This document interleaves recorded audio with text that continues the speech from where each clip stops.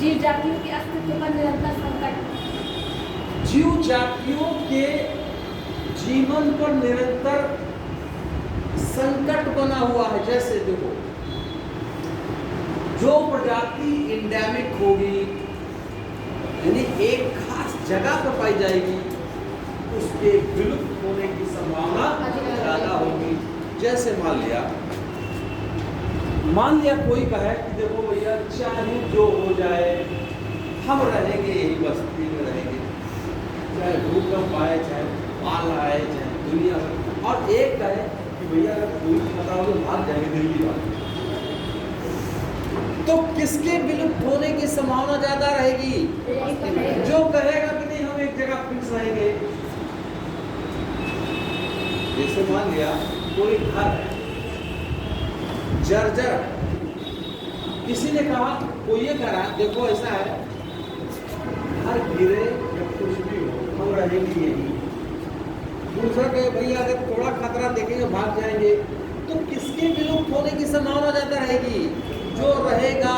तो देखो, hot spot पे इंडेमिज्म है, यानी वही सिर्फ एक जगह पे पाई जाती है, इसलिए उनके खतरे भी ज्यादा हैं विलुप्त होने के। यानी वो हॉट स्पॉट क्या कहते किसे होते हैं?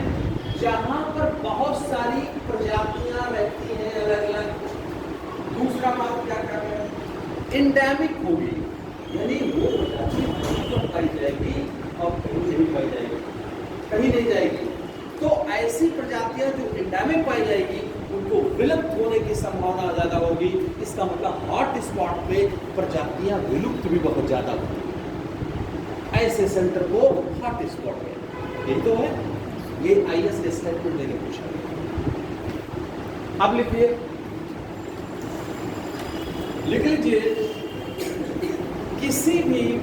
किसी क्षेत्र को हॉट स्पॉट का दर्जा प्राप्त करने के लिए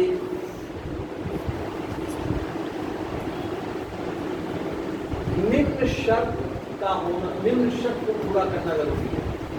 निम्न शर्तें हैं। पहला,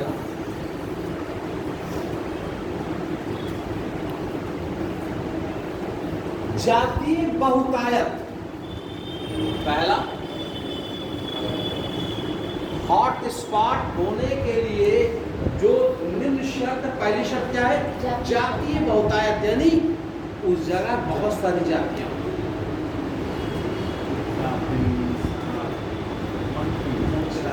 कीड़ा मकोड़ा सब एक जगह पे बहुत सारी प्रजातियां जाती हैं। पहला शर्त। दूसरा लिख लीजिए, कम से कम 0.5%, 0.5% या 1500 स्थानीय संवहनीय पौधे होना। 1500 प्रजातियों, 1500 संवहनीय प्रजाति के पौधे होना चाहिए। 1500 संवहनीय प्रजाति के पौधे होना चाहिए।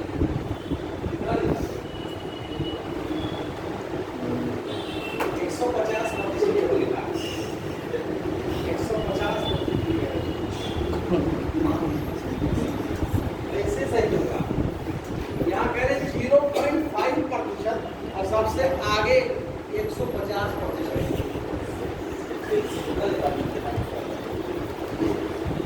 0.5% या 1500 संवहनीय प्रजातियां होना चाहिए। क्या मतलब है? पहली बात, दो शब्द होना चाहिए। पहला कहता है बहुत सारी प्रजातियां बहुत ज्यादा होना चाहिए। दूसरा क्या कहा है? कम से कम 0.5% या 1500 संवहनीय प्रजातियां वहां होना चाहिए। संवहनीय प्रजातियां क्या होती हैं? संवहनीय प्रजातियां वैस्कुलर टिश्यूज होना चाहिए। संवहनीय क्या? जिनका से जीवन काल चल रहा हो, अरे यार ये मत कहा तो चलेगा ये चलेगा। देखो जैसे आपने देखा ये प्लांट, और इस प्लांट पे क्या चीज है? पत्तियां। ठीक है, ये पत्तियां। पौधे का जड़ क्या करता है? पौधों का जड़ क्या करता है? पानी को और मिनरल को एब्सॉर्ब करता है, यही तो काम करता है। जड़ ये है, ये पानी और मिनरल कहाँ जाएगा? तने में जाएगा और पत्तियों में जाएगा। तो कोई इसको ले जाने वाला उन तक होगा कि नहीं होगा? तो ले जाने वाला जाइलम होगा। और पत्तियां क्या करती हैं? पत्तियां क्या प्रकाश संश्लेषण करती हैं, और प्रकाश संश्लेषण से क्या करेंगी? खाना बनाएंगे। तो पत्तियों ने खाना बनाया। अब खाना कौन खाएगा? पत्तियां खुद खाएंगी, तना भी खाएंगी और जड़ें भी खाएंगी। तो ऊपर का खाना भी तो नीचे आएगा। ऐसे पौधे जिसमें पानी और मिनरल्स को ले जाने के लिए जाइलम होता है और बना बनाया खाना ऊपर से नीचे लाया जाता है, उसमें जाइलम फ्लोएम होता है। ऐसे पौधों को संवहनीय पौधे कहते हैं। इसको वैस्कुलर टिश्यूज बोलते हैं। वैस्कुलर टिश्यूज जाइलम फ्लोएम से यानी खाने को लाते हैं और पानी मिनरल को ले जाते हैं। तो सभी पौधों में थोड़ी वैस्कुलर प्लांट्स होते हैं। जो काई होता है वैस्कुलर टिश्यू थोड़ी होता है, इसमें जाइलम फ्लोएम कहाँ पाया जाता है? तो दुनिया में हॉट स्पॉट की पहली शर्त बहुत सारी स्पीसीज होनी चाहिए। दूसरी बात, दुनिया में जितने भी वैस्कुलर प्लांट्स हैं, संवहनीय पौधे हैं, उनकी भी करोड़ों प्रजाति, लाखों प्रजातियां होंगी। तो पूरी दुनिया की 0.5% और 15% वैस्कुलर प्लांट्स होना चाहिए उस जगह पे जहां पर हॉट स्पॉट है। यानी 1500 प्रजातियां वैस्कुलर टिश्यू, वैस्कुलर प्लांट्स वाली होना चाहिए। ये हो गई, 2 शर्त हो गई। तीसरा लिखो, सीधे सीधे स्टेटमेंट देकर पूछा जाएगा, आपका नाम पूछा गया है। 70% प्राथमिक वनस्पतियां नष्ट हो चुकी हों।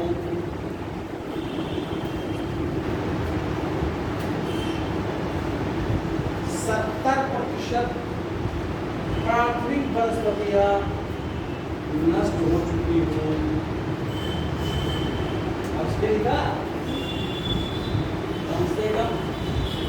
ये तो फाइट खाई दो भाई 50 का है, कैसे हो?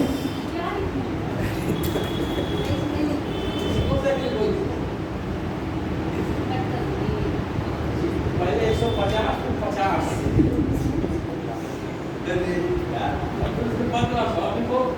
सबसे 70% प्राथमिक वनस्पतियां हो चुकी है।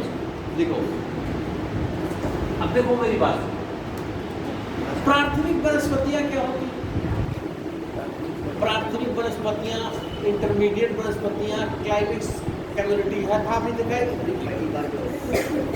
जो पहली बार काई है और एल्गी है, जो काई वही होती है, तो पहले किसी जगह पर प्राथमिक वनस्पतियां ही तो आएंगी।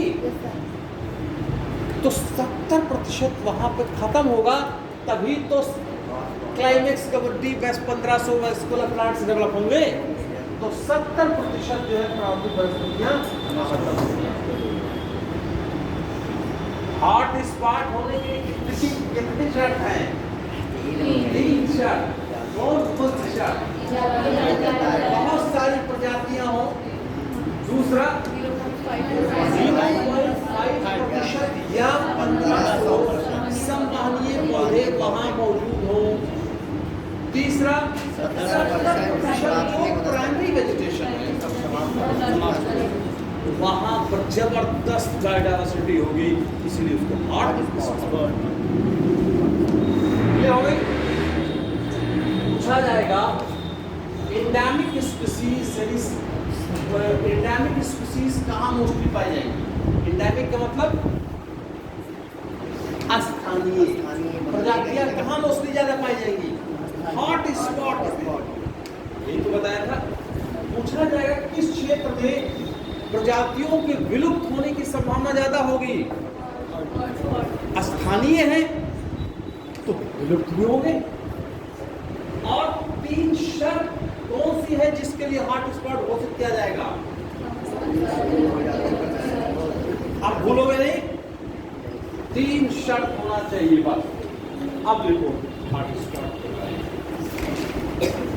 लिख लीजिए।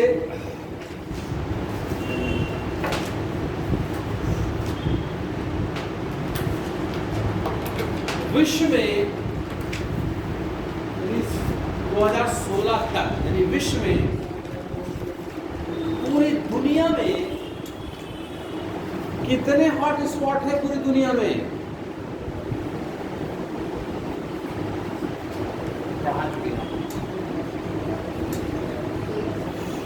1300 पूरी दुनिया 36 हॉट स्पॉट लिखे, 1300 नहीं है जो है, लेकिन पूरी दुनिया में 36 हॉट स्पॉट है।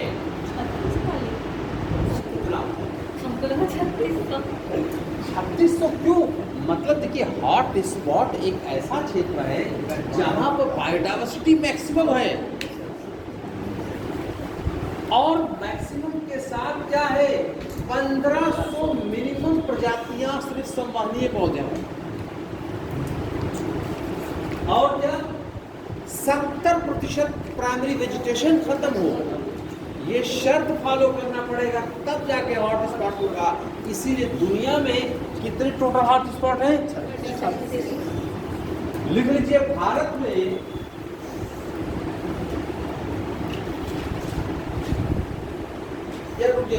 भारत छोड़ दो, 2 वर्ड काट दो, लिख लो। इस 36 हॉट स्पॉट में दुनिया की 60% प्रजातियां यहीं पाई जाती हैं।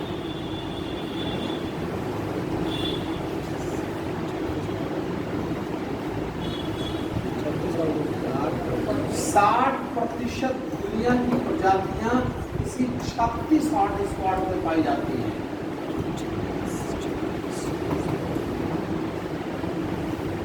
ठीक है, मेरी बात नहीं समझ पा रहे हो? टोटल कितने हॉट स्पॉट? अगर ये हॉट स्पॉट है तो जमीन के ऊपर है ना, तो जमीन के ऊपर है तो कुछ जमीन का एरिया तो कवर कर रहा होगा। तो पूरे दुनिया का कितना प्रतिशत एरिया ये कवर कर रहा है? 2.3% एरिया कवर कर रहा है। और इस एरिया में कितनी प्रजातियां हैं? 60% अकेले यही, केवल 2.3% एरिया में विश्व की 60% प्रजातियां यहीं से बढ़ गई हैं। बाकी बचा 97% एरिया में 40%। इसका मतलब है हॉट स्पॉट पे प्रजातियों, बहुत सारी प्रजातियां पाई जाएंगी, नहीं पाई जाएंगी? यही बात तो हो रही है। समझ में आया कि नहीं आया? आया समझ में? अभी पूछेंगे फिर, और ध्यान से पढ़ो नहीं तो यहाँ तो एक देखो, हमारा कहने का मतलब है कि डेली आप आओ और डेली कम से कम 2-4 चीजें सीख के जाओ। जब डेली सीखोगे तो धीरे तभी तो ज्ञान का भंडार होगा, और ज्ञान का जब भंडार होगा तभी तो कुछ काम करोगे। दिमाग में बिल्कुल जिसे क्या करें, हमारा कहने का मतलब है जब घर से निकलो तो ये बिल्कुल ध्यान करके चलो सभी लोग कि आज देखिए, ना नौकरी कर रहे हो, ना बिजनेस कर रहे हो, तो आपकी नौकरी बिजनेस आपकी पढ़ाई तो है और क्या। तो बिल्कुल सारी चीजों अच्छा देखिए इसी क्लास के अंदर से ही तो आगे चलकर कुछ कोई बन गया, कुछ नहीं बन पाया, तो ऐसे ये डिपेंड करता है कि क्लास के अंदर रह करके और पर डे किसने क्या सीखा है यही तो करेगा। अगर आप डेली 5 चीजें सीखते हो कॉन्सेप्चुअल चीजें, तो 5 चीज सीखने का मतलब है 30 दिन में 150 कॉन्सेप्ट आप क्लियर हो जाएंगे। और 150 कॉन्सेप्ट का 12 महीना रख लो, 1800 कॉन्सेप्ट का पूरा सिलेबस तैयारी हुई होगी। लेकिन शर्त यह है कि कभी कभार ऐसा होता है कि 15 दिन हो जाता है एक कॉन्सेप्ट नहीं सीखता है आगे। तो अब बताओ 15 दिन एक ही नहीं तो फिर उसके 15 दिन जोश आए एक आज सीख लिया, तो इस तरह मिला करके 20, 25, 30 कॉन्सेप्ट पूरे साल भर में सीखते हो। अब तेरे कुछ करना नहीं, बहुत रॉकेट लॉन्चर नहीं करना है कि एक ही दिन उड़ेल लिया पूरा, क्या करना का पता लगा तो उल्टी करवाए। आपको धीरे धीरे डेली कुछ सीखना है, चबा चबा के डाइजेस्ट करना। अच्छा मिल गया भेज दिया पूरा, देखो पूरा तो मान दीजिएगा सिर्फ कुछ करना नहीं है। जैसे एक कॉन्सेप्ट आपने सीखा जीव विविधता, क्या जीव विविधता कॉन्सेप्ट क्लियर होगा, ये है जीव विविधता कितने प्रकार की होती है, 3 प्रकार की, ये कॉन्सेप्ट क्लियर हुआ। जीव विविधता का पैटर्न क्या है, हम लेटिट्यूड से ऊपर जाएंगे कम होगा, अल्टीट्यूड के हिसाब से कम होगा। जो विविधता के लास्ट के कारण बताया हमने, बताया हॉट स्पॉट दूसरा कॉन्सेप्ट बताया। हॉट स्पॉट कॉन्सेप्ट क्लियर हो कि देखिए हॉट स्पॉट पहली बार ऐसा क्षेत्र जहाँ पर प्रजातियाँ बहुत ज़्यादा पाई जाती है। दूसरा क्या बताया, ऑप्शन क्या बताया, 0.5 से 15% को प्लांट होना चाहिए। तीसरी शर्त क्या होगा, कॉन्सेप्ट यही तो कॉन्सेप्ट हो क्या है। आपको इसमें इफ फॉरवर्ड नहीं गया, सीधे कॉन्सेप्ट बन गया। आप कहते रहे डेली 2 कॉन्सेप्ट भी अगर ईमानदारी से सीख लो तो 30 दिन में 60 कॉन्सेप्ट हो गया। और 12, 6, 72, 720 एक साल के अंदर कॉन्सेप्ट डेवलप करके कॉन्सेप्ट इन्वायरमेंट में 15 कॉन्सेप्ट 20 कॉन्सेप्ट, 15-20 कॉन्सेप्ट ज़्यादा नहीं है, बस इससे ज़्यादा 10-15 कॉन्सेप्ट खत्म। कॉन्सेप्ट कभी भूला नहीं जाता। जब कॉन्सेप्ट तैयार रहेगा तब उसी में डाटा फिट करके सिलेक्शन तुरंत फट सकते। कॉन्सेप्ट नहीं क्लियर है, रटते रहो, सिविल रट कर नहीं हो पाएगा। और साइंस तो चीजें सब कॉन्सेप्ट वाली चीजें बात समझे। अगला लिख लीजिए, भारत में कितने हॉट स्पॉट हैं, कितने, कितने 4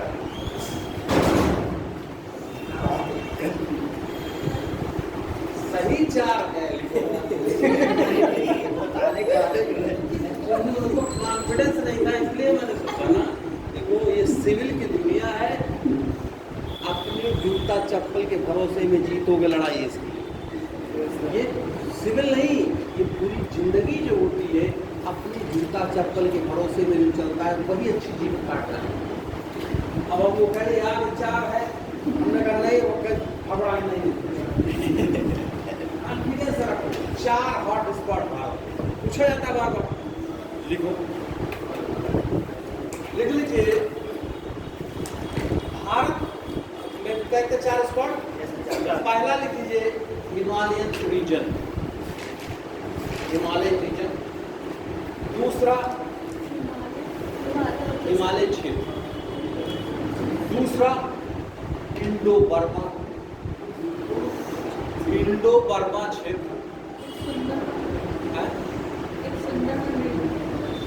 पहले लिखिए बताते हैं। तीसरा लिख लीजिए वेस्टर्न घाट, वेस्टर्न घाट। चौथा सुंडालैंड, सुंडालैंड, सुंडा, सुंडालैंड, सुंडा। लीजिए, भारत में विश्व की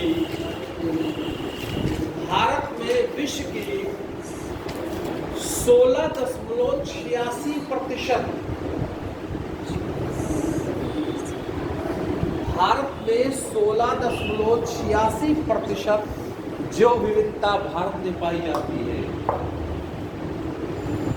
भारत में 16.86% जैव विविधता पाई जाती है। अभी करा देंगे। पहला क्षेत्र वो कैसे लिखो? पहला लिखिए हिमालयन क्षेत्र। करके लिखो, भारत बड़ा याद होना चाहिए ना। कई बार पूछा भारत में कितने हॉटस्पॉट क्षेत्र है, क्या बताओगे? पूरी दुनिया में कितने हैं? क्या शर्त होना चाहिए हॉटस्पॉट का?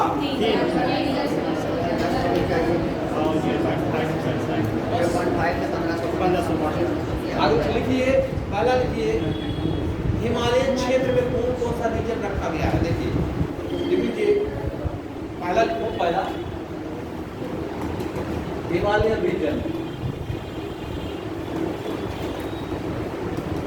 पहला लिखो, उत्तर पूर्व के साथ नेपाल, भूटान,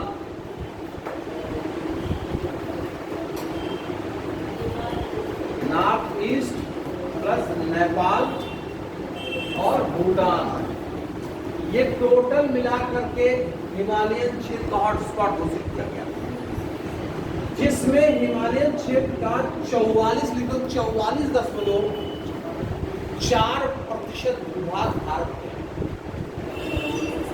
4 ठीक है। ये नॉर्थ ईस्ट में सारी चीज। दूसरा लिखो इंडो बर्मा, दूसरा हॉटस्पॉट इंडो बर्मा।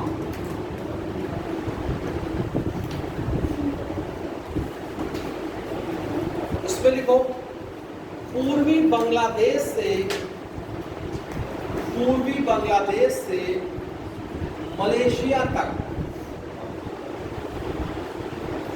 पूर्वी बांग्लादेश से मलेशिया तक, लाओस, कंबोडिया, वियतनाम, थाईलैंड तक है। पूर्वी बांग्लादेश से Malaysia, Laos, Cambodia, Vietnam, Thailand तक है।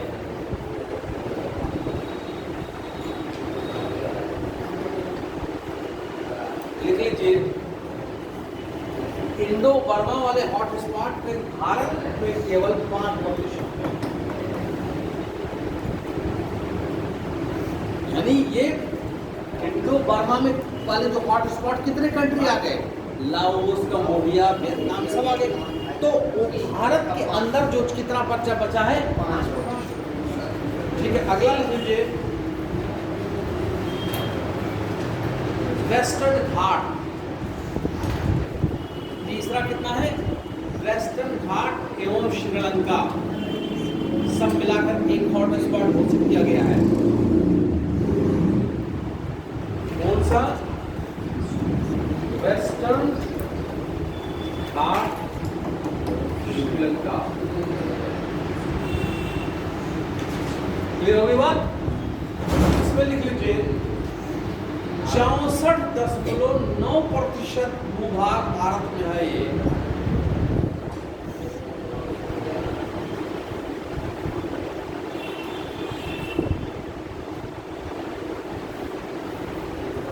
दूसरी बात ध्यान दीजिए, इसमें 2-3 पॉइंट्स इंपॉर्टेंट लिख लीजिए। इसमें लिख लीजिए दुनिया भारत में कितने हॉटस्पॉट हैं?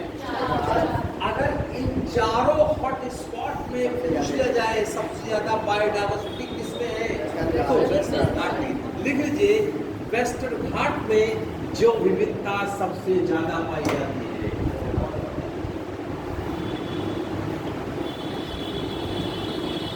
होगी बात।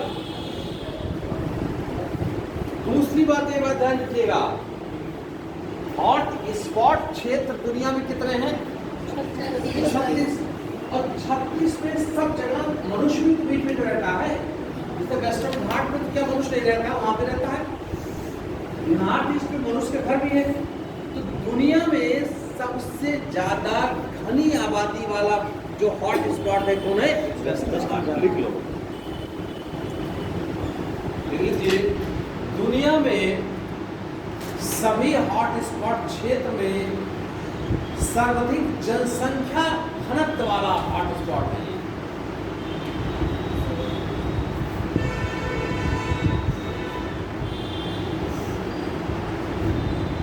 चौथा लीजिए सुंडा land reason.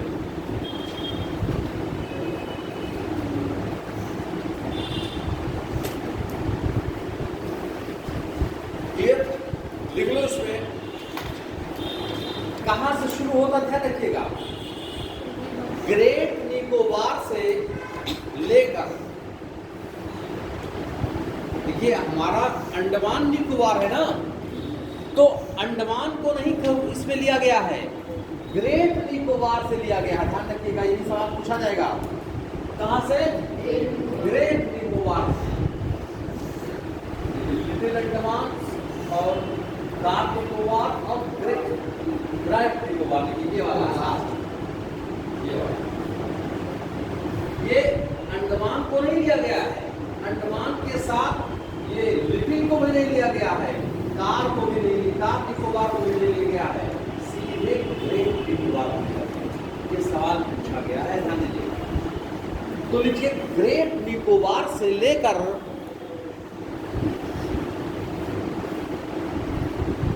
Indonesia, Malaysia, Singapore, Brunei और फिलीपींस तक है।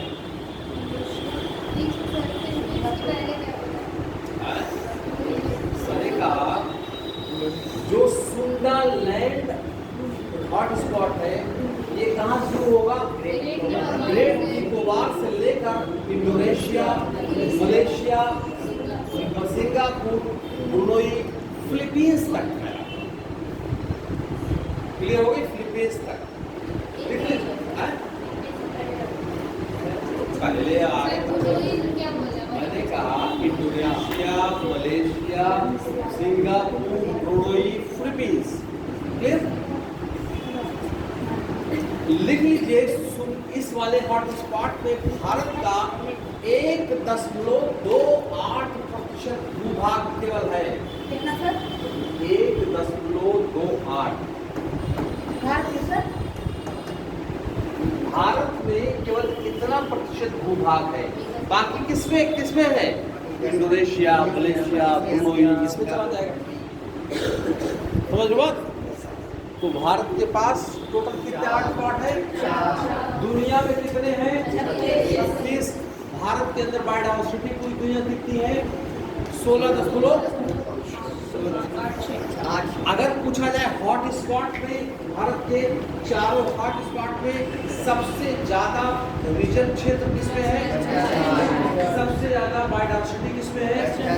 सबसे ज्यादा मनुष्य की आबादी कहाँ पे है? समझ गए बात? तो ये चीज हो गई।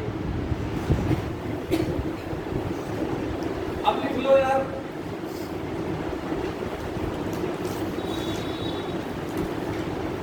संकटग्रस्त प्रजातियां लिख लो।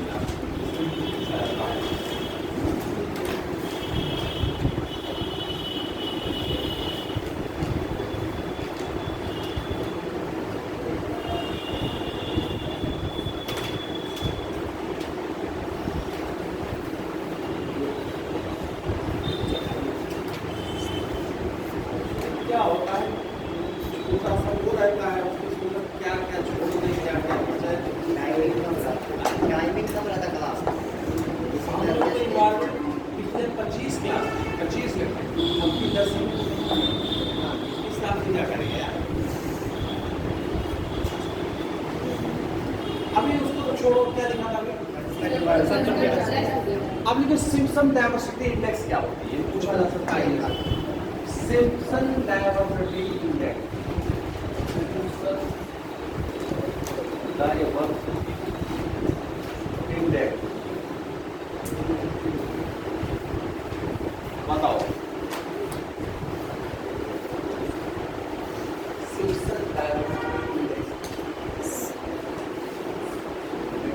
देखो, बायोडायवर्सिटी को जिस पैमाने से नापा जाता है वो सिम्पसन बायोडायवर्सिटी इंडेक्स होता है। ठीक है, ये पहली बार सुना होगा तो लिख लीजिए, सिम्पसन डायवर्सिटी एसडीआई लिख दो। सिम्पसन डायवर्सिटी इंडेक्स का उपयोग अक्सर किसी आवास की जैव विविधता को मापने के लिए किया जाता है। ठीक है,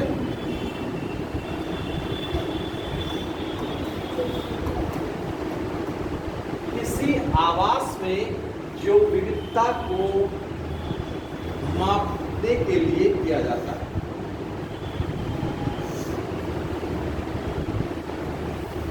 अब मेरी बात सुनो, एसडीआई है सिम्पसन डायवर्सिटी इंडेक्स। अगर इस इंडेक्स का मान 0 है तो वहां बायोडायवर्सिटी क्या होगी भाई? अगर इंडेक्स है तो 0 होगा, 1 होगा, 2 होगा, 4 होगा, 5 होगा, 6, 10 होगा, क्या बताओ? अगर सिम्पसन बायोडायवर्सिटी एसडीआई का मान 0 है तो बायोडायवर्सिटी वहां पर इनफाइनाइट होगी, बहुत ज्यादा होगी। उल्टा हो गया बहुत ज्यादा उल्टा हो गया। बहुत ज्यादा। यही तो सवाल पूछा जाएगा, ये पहली बार पूछा जाएगा, एसडीआई सिम्पसन डायवर्सिटी इंडेक्स क्या है? किसी आवास में बायोडायवर्सिटी का इंडेक्स। ठीक, अगर एसडीआई का मान 0 है तो बायोडायवर्सिटी कितनी होगी? ज्यादा होगी। लिख लीजिए, अगर एसडीआई का मान 1 है, अगर एसडीआई का मान 1 है तो एसडीआई का मान 1 है तो 1 प्रजाति पाएगी। 1 कई बार पूछा जा चुका है इसलिए उनका।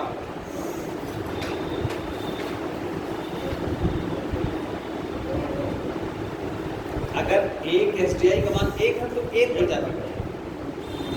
ठीक, अब देखो, मेरे ख्याल से बायोडायवर्सिटी के बारे में सारी चीजें पढ़ ली हैं। अब हमें इसको सिर्फ करना क्या है, इसको सिर्फ संरक्षण पढ़ना है। ठीक है, संरक्षण। देखिए, बायोडायवर्सिटी का संरक्षण, जो विविधता के संरक्षण के उपाय।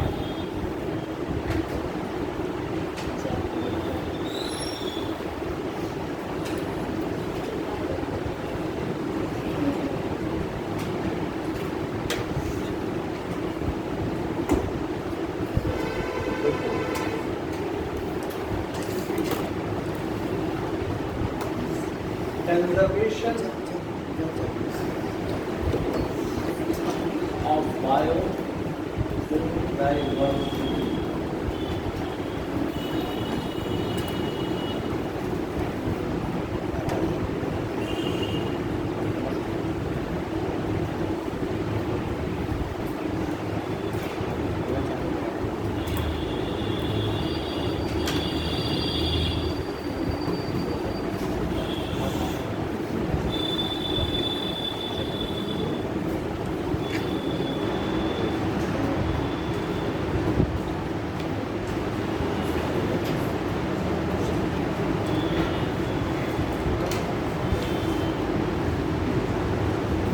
बताओ क्या मतलब समझे इसका?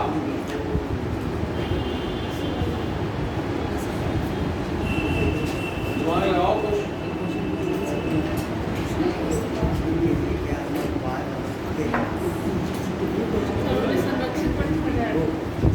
संरक्षित करने का उपाय कैसे? हम जो दुनिया की बायोडायवर्सिटी जो होती है इसको कैसे संरक्षण करेंगे? क्योंकि अगर दुनिया में जो प्रजातियां हैं वो कहीं ना कहीं एक दूसरे से लिंक हैं और एक भी प्रजाति के विलुप्त हो जाने से तो ये कहीं ना कहीं पूरी प्रजातियों के ऊपर डायरेक्टली इम्पैक्ट है। तो इन प्रजातियों को कैसे संरक्षण करेंगे? उसका तरीका है in vitro in vivo.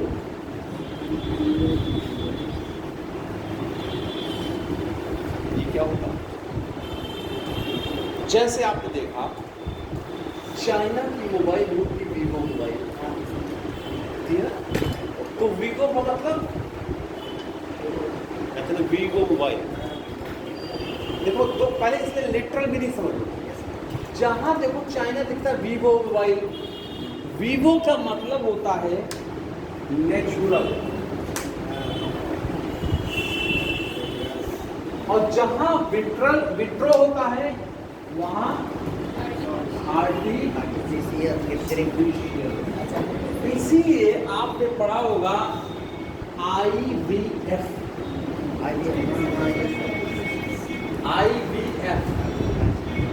In vitro fertilisation. देखिए विट्रो आ गया। तो IVF में जो होता है वो टेस्ट ट्यूब बेबी होता है ना, बच्चे को कहाँ पे बनाया जाता है?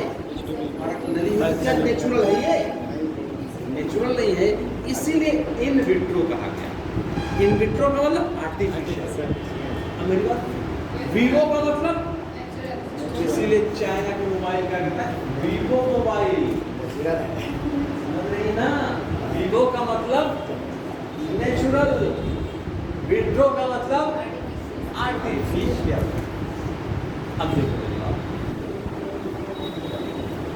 इसमें क्या है, अब टेक्नोलॉजी में हम प्रजाति के शरीर को हम नहीं प्रिजर्व कर रहे, ये कोई प्रजाति का पूरी बॉडी को संरक्षित नहीं कर रहे हैं। देखो किसी भी जीवधारी को कौन बनाता है? जीव के लिए सबसे पहले शुरुआत कहाँ से करेंगे? सेल। कौन सा सेल? कोई दुनिया में कोई जीवधारी जब आता है तो किसकी मदद से आता है? भाई स्पर्म और ओवा से आएगा ना।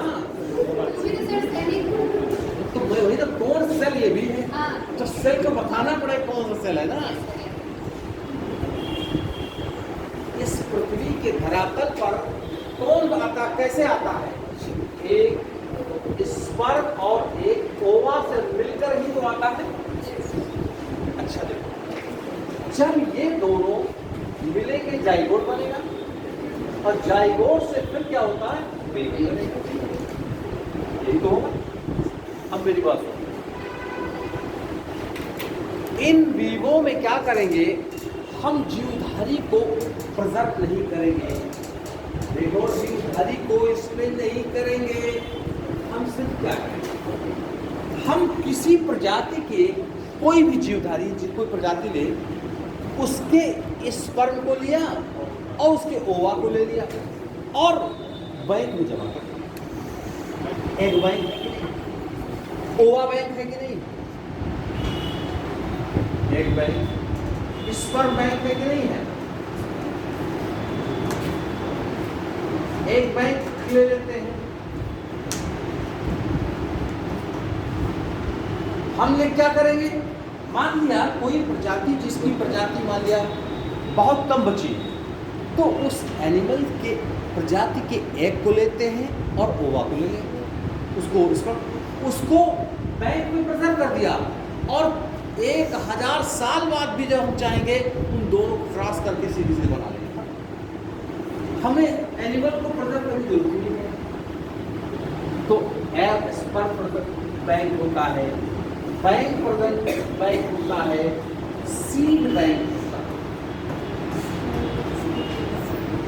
क्रायो प्रिजर्वेशन होता है,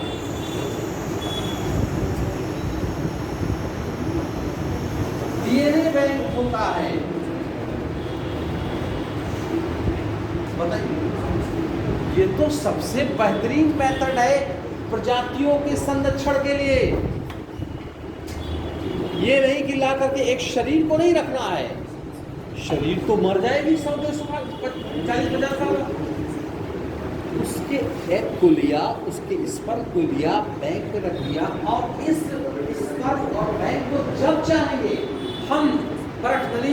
स्लाइस करा करके सीधे तो एक तरीका ये इन विवो शरीर को, जीवधारी के शरीर को नहीं लेते, केवल उसके जीन बैंक ले लेते। इसमें जीन बैंक भी होता ना। अब देखो इन विट्रो का मतलब अब हम जीवधारी के शरीर सहित उसको प्रदान करते हैं। शरीर सहित ये भी दो तरह का होता है, इन सीटू या पहले इन सीटू लिखो या इन सीटू और एक्स सीटू।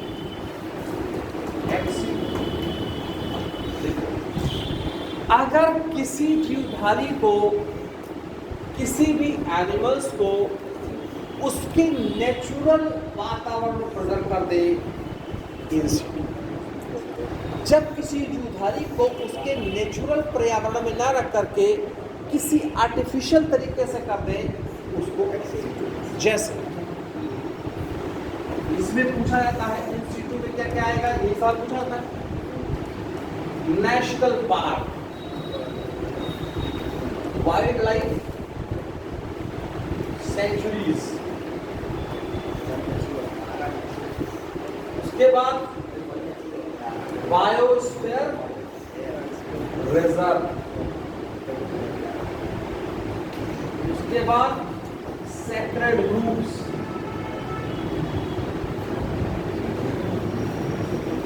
एक्स-सीटू में हम जीवधारी को उसके प्राकृतिक पर्यावरण में नहीं रखते, बल्कि प्राकृतिक पर्यावरण की तरह कोई माहौल देते, जैसे जू, चिड़िया, बोटैनिकल गार्डन, हर्बेरियम, एक्वेरियम। अगर चिड़ियाघर में किसी शेर को रखा गया है तो क्या शेर का जो नेचुरल हैबिटेट चिड़ियाघर है, इतना पिजड़ा थोड़ी है शेर का, वो तो पूरा रोमिंग है। तो इसका मतलब है कि उसको शेर को रखा गया है लेकिन उसके नेचुरल पर्यावरण में नहीं रखा गया है। यही सवाल पूछा जाता है इन सीटू का एग्जाम्पल बताइए क्या, ठीक है। सर ये तो आर्टिफिशियल है, इसमें नेचुरल है, नेचुरल वो है ना, इन विवो पूरा। मैं कह रहा हूँ कि इन विवो में क्या है, शरीर कुछ एनिमल्स के बॉडी को नहीं प्रिजर्व किया जाता, एक सेल को किया जा रहा है। और ये विट्रो आर्टिफिशियल है। क्या नेशनल पार्क को आपने बनाया है ना, मनुष्य ने बनाया है, नेशनल पार्क बनाया है ना, और वाइल्ड लाइफ सेंचुरी भी तो मनुष्य ने बनाया है, बायोस्फीयर रिजर्व मनुष्य ने बनाया है, सेक्रेड ग्रुप मनुष्य ने बनाया है। लेकिन ये जो बनाए गए हैं लेजिस्लेटिव में बनाया गया है, तो ये एक नेचुरल पर्यावरण देता है। शेर अगर नेशनल पार्क में रहेगा तो पूरा 10-10, 15-15, 20-20 किलोमीटर टहलेगा। चिड़ियाघर में जब रहेगा एक पिजड़ा है उसमें पड़ा रहेगा। तो देखिए एक सीटू का मतलब उसके प्राकृतिक आवास में नहीं होता है, बल्कि उसको प्राकृतिक आवास से दिखाने की शोरूम के रूप में। इन सीटू का उसके प्राकृतिक आवास में, इसको पूछा जाता है इन सीटू में क्या क्या आएगा। वीवो है, इसमें सर ये स्पर्म और जो है ओवम को फर्टिलाइज करा के सर बनाया जाता है। तो सर क्यों विदेशों से मतलब बात को मंगाते हैं सर, ऐसे भी तो कर सकते हैं। क्या चीज़ इससे सर ये जब सिक्योरिटी तरीके से स्पर्म और ओवम को सर फर्टिलाइज करके हम नई प्रजाति बना सकते हैं, तो सर विदेशों से बात को मंगाया जाता है, ऐसे ही वो कर दिया जाएगा। नहीं, देखिए कहने का मतलब है कि अभी जो ये चीज़ बात का मतलब जो है अभी बहुत इनिशियल लेवल की टेक्नोलॉजी है। ऐसा नहीं है कि मतलब अभी तुरंत, लेकिन हम एक तरीका ढूंढ रहे हैं। अब ये थोड़ी कि नहीं तो वैसे बना ले, लेकिन ये भी जान लीजिए जैसे चीता है, जो एग होगा या ओवा स्पर्म होगा, जैसे चीते भी कई तरह के होते हैं, सफ़ेद है कोई कुछ है, अलग अभी जैसे सफ़ेद कलर का बनाया गया था तो उस लिए इन सीटू में क्या क्या आएगा? National park, wild life sanctuaries, sacred grove, maritime protection class पर होते हो। देखो पहली बात तो ध्यान दीजिए, इन सीटू एक्स सीटू को पूछता है कि जो जू होता है जू एक्स सीटू में आएगा कि इन सीटू में आएगा? एक्स सीटू में आएगा। पूछेगा सेक्रेट ग्रुप्स पूछा गया है कि इन सीटू में आएगा एक्स सीटू में आएगा? इन सीटू में। एक्चुअली आदमी कंफ्यूज हो जाता है कि इन सीटू केवल नेशनल पार्क है, बायोस्फीयर रिजर्व है, वाइल्ड सेंचुरी है। सेक्रेट ग्रुप में बता देता हूँ क्या चीज़ है, ठीक है? हटाइए इसको फ्लो चार्ट बना लिया, बना लो।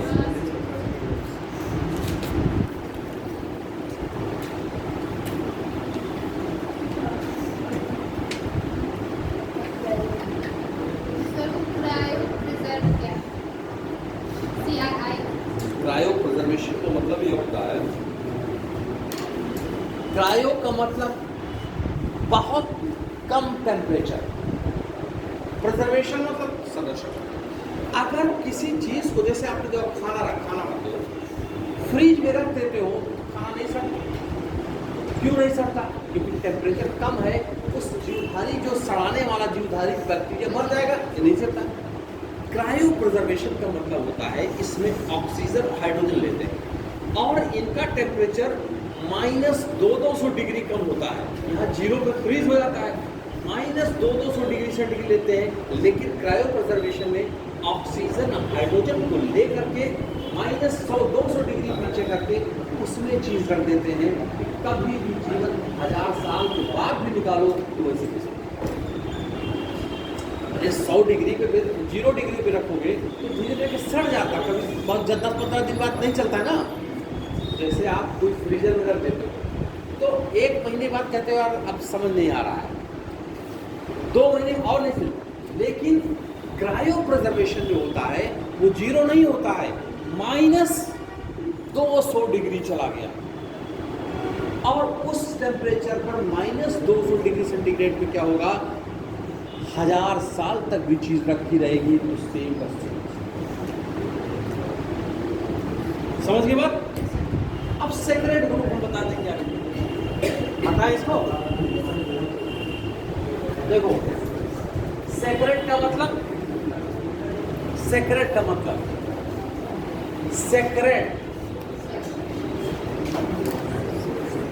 सेक्रेट क्या होता है? पवित्र। सेक्रेट का मतलब पवित्र होता ना। अब देखो ये जंगल है 50 किलोमीटर लंबा। देखो जो ट्राइब्स होती थी मोस्टली कहाँ रहती है? वहां पर एक जंगल के आवास में रहती है। अब मान लिया कोई ट्राइब्स यहाँ पर साइड में एक घर बसेरा बना के रह रही है, तो आप बताइए जंगल में जो प्रजाति ट्राइब्स रह रही है तो उसके सारी जरूरत की चीजें भी तो जंगल से ही लेगा, वो लेगा। जैसे फल फ्रूट कहाँ से लेगा? यहीं से लेगा। लकड़ी कहाँ से लेगा? यहीं से लेगा। तो होता क्या है उसमें क्या होगा कि इसने कहा कि देखो यहाँ से यहाँ तक का पूरे 50 किलोमीटर जंगल तो नहीं प्रोटेक्ट कर पाएगा। इसने कहा कि देखो ये वाला पट्टी जो है ये यहाँ पर कोई देवी या देवता रहते हैं। अब यहाँ पर देवी देवता अगर रहते हैं तो कोई यहाँ पर नहीं आएगा काटने के लिए, क्योंकि उसकी सारी जो रोजमर्रा की जरूरत किस पर डिपेंड है? उस जंगल। क्योंकि अगर मनुष्य आएगा, अपडेट करेगा, उनको डिस्टर्ब करेगा तो बेचारे का जीविका तो खत्म हो जाएगी ना। इसीलिए हमेशा जैसे गांव में कैसे होता है कि भैया देखो आम का पेड़ है मान ले बढ़िया और बहुत बढ़िया पकनारी उसमें आ रही है, तो लोग कहते हैं देखो उस कोने वाले जो पेड़ पे भूत रहता है। एक आदमी ने सीधे मैसेज दिया, अब वही चीज सब पूरे गांव में मशहूर है और बच्चे से देखो उधर न जाए जाना, सीधे चुड़ैल पकड़ लेगी, लड़कियों के लिए चुड़ैल पकड़ेगी, तो लड़कियां चुड़ैल से ज्यादा डरती हैं। अब भूत मनुष्य के लिए तो क्यों किया उसने? उसके पूछते हैं कैसे मालूम? हमारे पापा ने कहा था, उनको कैसे हमारे बाबा ने कहा था, हमारे फलाने ने देखा था, और आज तक किसी ने भूत नहीं देखा, लेकिन सब कहेंगे कि देखो ऐसा कि उन्होंने देखा था। वो क्या है? वो अपने आम को बचाने के लिए उसको सिर्फ कर दिया, वहाँ कोई नहीं जा। इसी तरह से जो ट्राइबल्स रीजन्स में जो ट्राइब्स जहाँ जिस जंगलों में रहते हैं उसकी कुछ पट्टी को सेपरेट कर देते हैं, यहाँ पर कोई रहेगा करेगा। वो उनका मेन मकसद है अपनी जीविका को प्रॉपर तरीके से चलाने के लिए, लेकिन इसको घोषित कर दिया जाता है सेक्रेट ग्रुप्स। गवर्नमेंट के द्वारा इस सेक्रेट ग्रुप कर दो, नहीं तो फिर अगर आएंगे कोई तो वह मारेंगे या कोई बात होगी तो हिंसा होगी, इसलिए पहले से कर दो, संरक्षित कर दो कि भाई यहाँ ना आए। जैसे गारो, खासी, जयंतिया के जो हिल है वहाँ पे सेक्रेट ग्रुप्स हैं। मध्य प्रदेश की बहुत सारी पहाड़ियाँ हैं, मध्य प्रदेश की बहुत सारे जंगल हैं, उनको सेक्रेट ग्रुप्स में बनाया गया। अब देखिए ये जो ट्राइब्स हैं ये क्या है सदियों से लाख जब से यही पड़ी हैं, तो अपने उसको बचा भी रही हैं, इसी बहाने बायोडायवर्सिटी का कंजर्वेशन हो जाएगा। समझ रहे ना? तो सेक्रेट ग्रुप्स किस में आएगा? इन सीटू में आएगा कि एक सीटू में आएगा? इन सीटू में, क्योंकि ये जो पट्टी है ये 5 किलोमीटर वाले चौड़ा है, तो इसके अंदर जितने भी प्रजातियां होंगी सब संरक्षित हो जाएंगी, नहीं हो जाएंगी, चाहे एनिमल्स की हो चाहे प्लांट्स की हो। समझ गए बात? तो इस तरह से हम लोगों ने क्या क्या पढ़ा? बायोडायवर्सिटी। बायोडायवर्सिटी कितनी प्रकार की होती है? अब कम्युनिटी बायोडायवर्सिटी कितनी प्रकार की होगी?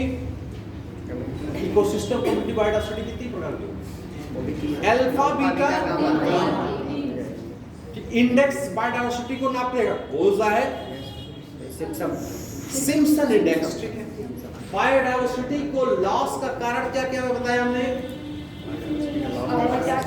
हैबिटेट लॉस, 4 मैंने बताया, 4 पॉटेड ईगल्स होते हैं। हमने बताया कि जो बायोडायवर्सिटी के उत्पन्न होने का कारण क्या बताया? कौन सा फैक्टर बताया? बायोडायवर्सिटी कैसे उत्पत्ति होती है? म्यूटेशन, बिल्कुल सही। दूसरा माइग्रेशन और सक्सेशन, बिल्कुल। बायोडायवर्सिटी का डिस्ट्रीब्यूशन पैटर्न हमने बताया कि जैसे से पोल की तरफ जाएंगे क्या होगा? ऊंचाई पे जाने पे क्या होगा? सब बात बताए। फिर उसके बाद हम लोगों ने क्या बताया? हॉट स्पॉट पढ़ा। बायोडायवर्सिटी का हॉट स्पॉट होता है। हॉट स्पॉट क्या चीज होती है? ऐसी जगह जिसमें प्रजातियां बहुत पाई जाती है। दूसरा क्या बात बताया? इंडिविजुअल होगा। 3 शर्त क्या बताया हमने? प्रजातियां ज्यादा होंगी। दूसरा 0.5% या 1500 वैस्कुलर प्लांट्स होंगे। तीसरा क्या बताया? 70% तीन शर्त बताइए। पूरी दुनिया में कितने हॉट स्पॉट हैं? 36। तो पूरी दुनिया में जितने हॉट स्पॉट हैं, पूरी दुनिया का कितना % एरिया है? 2.3%। इस 36 हॉट स्पॉट में पूरी दुनिया की कितनी प्रजातियां पाई जा रही हैं? सब पता है। भारत में कितने हॉट स्पॉट हैं? 4। क्लियर हो गई? ये बार बार पूछता है सबसे ज्यादा कौन से हॉट स्पॉट पे बायोडायवर्सिटी है? ये सब बात है। सबसे ज्यादा मनुष्य की आबादी किस हॉट स्पॉट पे है? ये इस सब चीज़ों को हमने बताया। और अब जो है हम लोग शुरू करते हैं पोल्यूशन। ठीक, कुछ देखते हैं बायोडायवर्सिटी में दूसरा है या कि नहीं रह गया?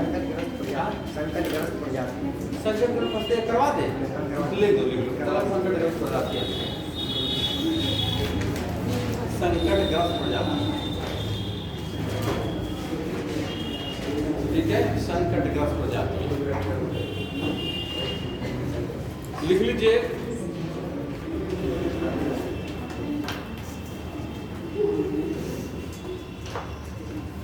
देखो पहली बात तो ये है, बहुत पहले बेसिक बताने पड़ेगा। पृथ्वी के धरातल पर अलग अलग प्रजातियां, इस बहुत सारी प्रजातियां ऐसी हैं जिसकी पॉपुलेशन धीरे धीरे घटती जा रही है। और इसको जो घटती जा रही है, क्यों घटती जा रही है, इसका कारण मालूम होना चाहिए। अच्छा, इन सब चीजों को, जो प्रजातियों का पॉपुलेशन कम हो रही है या उनके ऊपर खतरा है पॉपुलेशन कम हो जाएगी अगर इसी तरह रहा माहौल तो। इसलिए एक किताब है रेड डाटा बुक। रेड का मतलब लाल, का मतलब खतरा, लाल का मतलब खतरा होता है। तो पहली बात, रेड डाटा बुक में कौन सी प्रजातियां रखी हुई हैं जो खतरा है उनको। अच्छा, रेड डाटा बुक को कौन जारी किया है? IUCN ने, international union for the conservation of nature and natural resources, ये करती है। इसने रेड डाटा बुक को 9 कैटेगरी में डिवाइड किया। सारे जो हैं सब खतरे वाले, लेकिन इन खतरों में भी कितने प्रकार खतरा है? 9 प्रकार, 7, 8, 9, यानी 9 भागों में डिवाइड कर दिया। जो पहला है इसको बहुत ही, ये है विलुप्त हो चुके, एक्सटिंक्ट। दूसरा है बहुत ज्यादा खतरा है, कुछ कम है, कुछ ये है, इस तरह से इसको 9 भागों में डिवाइड किया गया। लिख लीजिए इसको, पहले लिख लीजिए। रेड डाटा बुक में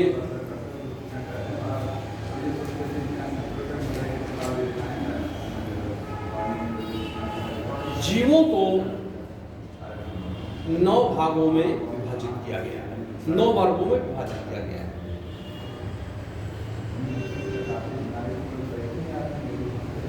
रेड डाटा बुक को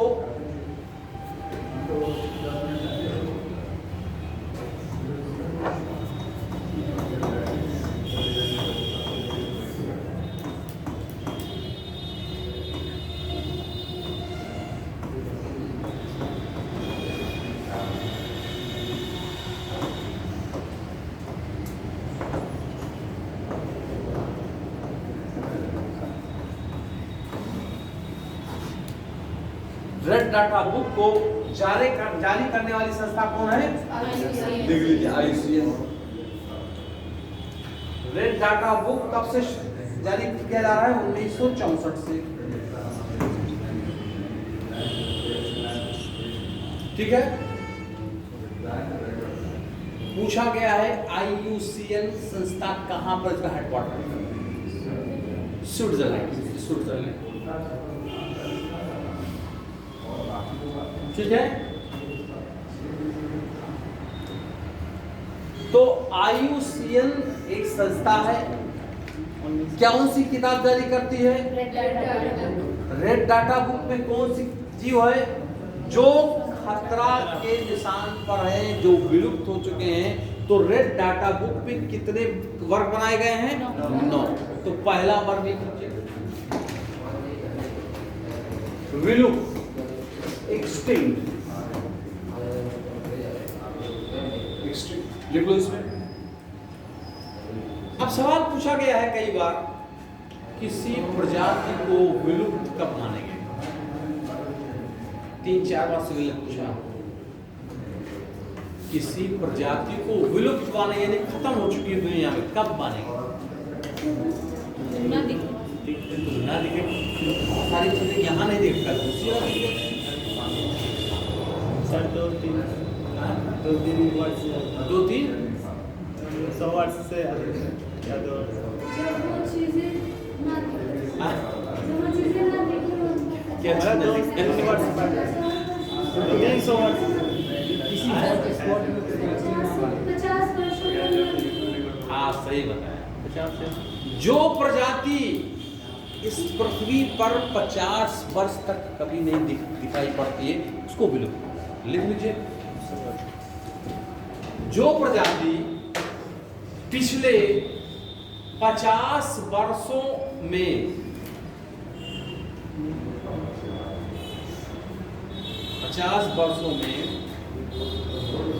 अपने प्राकृतिक आवास में नहीं दिखाई देते हैं। कहाँ नहीं दिखाई पड़ते हैं? प्राकृतिक आवास में। पालतू वाला नहीं माना जाएगा। बहुत सारे लोग पालतू पाले हैं, चिड़ियाघर में बैठे हैं, जू में रखे हैं, एक्वेरियम में रखे हैं, उसका नहीं, प्राकृतिक आवास, national park, wild life sanctuary, जंगल, नेचुरल प्राकृतिक आवास, आर्टिफिशियल नहीं। लेकिन प्राकृतिक आवास में ना कितने साल तक? 50। एग्जाम्पल लिख लीजिए, कोई एग्जाम्पल बताओ। डायनासोर और डोडो लिखो। डोडो कहाँ की थी? मॉरिशस लिख लो। लिखिए डोडो, मैमोथ, मैमोथ, मैमोथ। एक्चुअली ये हाथी के पूर्वज थे। ये एक्चुअली आर्कटिक रीजन्स में क्या था, जो ओल्ड लैंड में ये हाथी से बहुत बड़े बड़े थे, और जब करोड़ों साल पहले इस दुनिया से विलुप्त हो गए और रिसेंटली रिसर्च इनोवेशन में काम शुरू हुआ, तो लोगों ने जो है जाकर खुदाई जब किया, अचानक देखा पूरा हाथी निकला, और वो इतने ताजा थे कि जो रेंडियर से कुत्ते थे वो दौड़ कर उसको खाना शुरू कर दिया, क्योंकि करोड़ों साल पहले इनके पूर्वज रहते थे और बर्फ में जम करके ये पड़े रहे।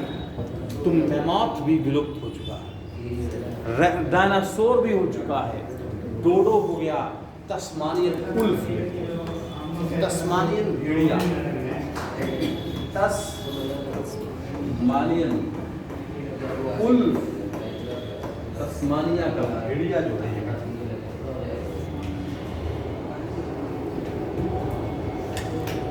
ठीक है। गुलाबी सिर की बत्तख, गुलाबी सिर की बत्तख, गुलाबी सिर का बत्तख, ठीक है। अब लिख लो दूसरा, वन में विलुप्त, दूसरी कैटेगरी, कितनी कैटेगरी है? दूसरे वन में विलुप्त, एक्सटिंक्ट इन वाइल्ड,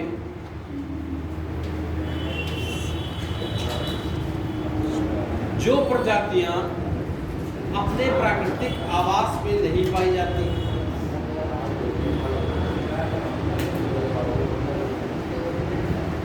तीसरा लिखिए, अति संकटग्रस्त प्रजातियां, critically endangered species, critically endangered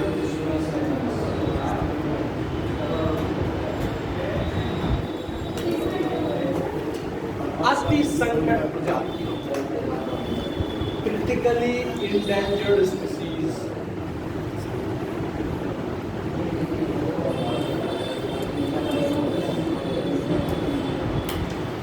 इसमें कौन आएगा? देखो लिख लीजिए, ऐसी प्रजातियां जो पिछले 10 वर्ष में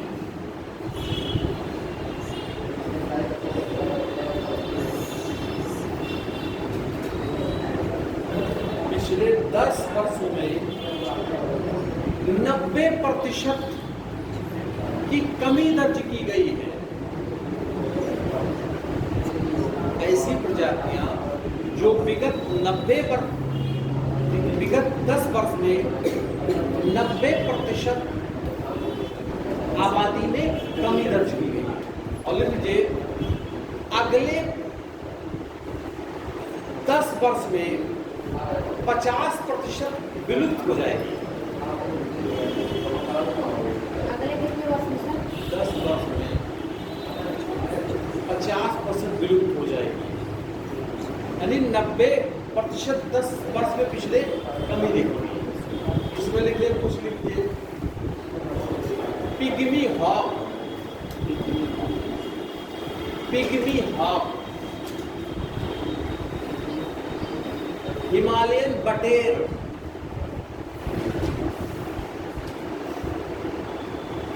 देसी चावल, भुजिया चावल है, दिखाई पड़ती है जल्दी। बहुत कम, बहुत कम। जहाँ पहले पूरा रहता था, आप चले जाए किसी के जल्दी मिलता नहीं। थोड़ा सा इधर हुआ है, हमारे यहाँ थोड़े ही हुआ है। थोड़ा सा हो जाता है, वो खाने के लिए अपने शुगर वुगर जिसके होता है वही खाते हैं भुजिया। किसके कितना भुजिया होती है? क्या मीठा बोलते हो? नहीं खजा। खोया खाने से तो बनाया जाता है। ये कहाँ बनाया जाता अरे नहीं, भुजिया चावल खोया चावल बनाया है? चावल बनाया जाता है, खोया जाता है, अरे उसमें प्रोसेस में जाते हैं, खोया तो जाएगा। खोया जाता है, लाल लाल होता है। अगर कोई चीज ऐसी थोड़ी है कि अपने हाथ से मनुष्य बना देगा, खाने वाली चीज तो पहले खोया जाएगा ना। पूरा देते हो? बताइए। हाँ?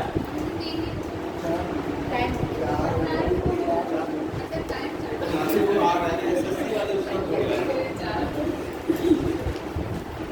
SSC क्लास चलेगी ना? SSC क्लास चलेगी।